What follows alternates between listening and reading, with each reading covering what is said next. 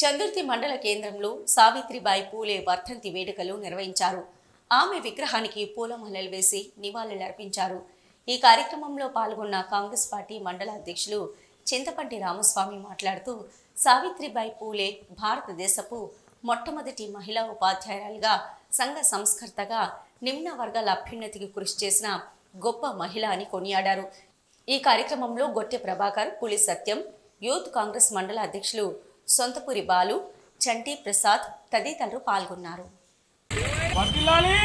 మండలంలో మరి రాజీవ్ గాంధీ చౌక్ వద్ద ఉన్నటువంటి మొదటి చదువుల తల్లి, మరి మొదటి ఉపాధ్యాయురాలైనటువంటి సావిత్రిబాయి పూలే గారి వర్ధంతిని పురస్కరించుకొని వారి విగ్రహానికి పూలమాలలు వేసి మరి ఘనంగా నివాళులు అర్పించడం జరిగింది.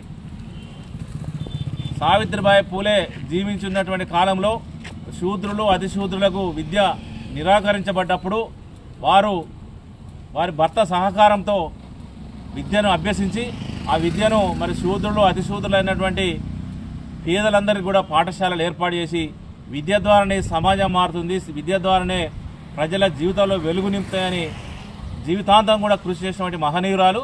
వారికి ఈరోజు మరి ఘనంగా నివాళులు అర్పించడం జరిగింది.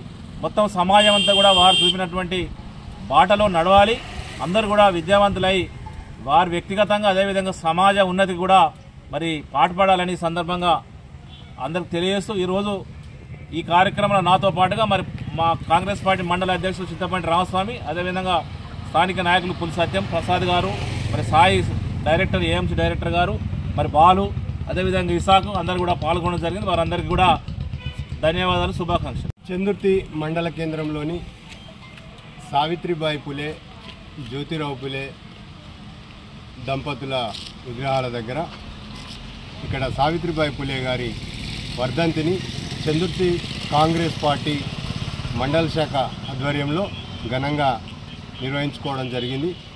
వారికి నివాళులు అర్పించడం జరిగింది.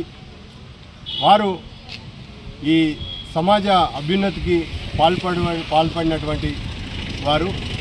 ఎందుకంటే ఆ రోజుల్లో మహిళలకు చదువు ఎందుకు అనుకున్నటువంటి పరిస్థితుల్లో వారు చదువును వారి భర్త అయినటువంటి జ్యోతిరావు పూలే సహకారంతో వారు చదువుకొని మహిళలకు ఖచ్చితంగా చదువు అవసరం, చదువు ద్వారానే ఈ సమాజంలో వారికి గౌరవం ఉంటుందని వారికి మహిళలకు ఆమె నేర్చుకొని మహిళలకు చదువు చెప్పడం జరిగింది. ఇవాళ తద్వారానే మహిళలు ఈ సమాజంలో గౌరవింపబడుతున్నారు.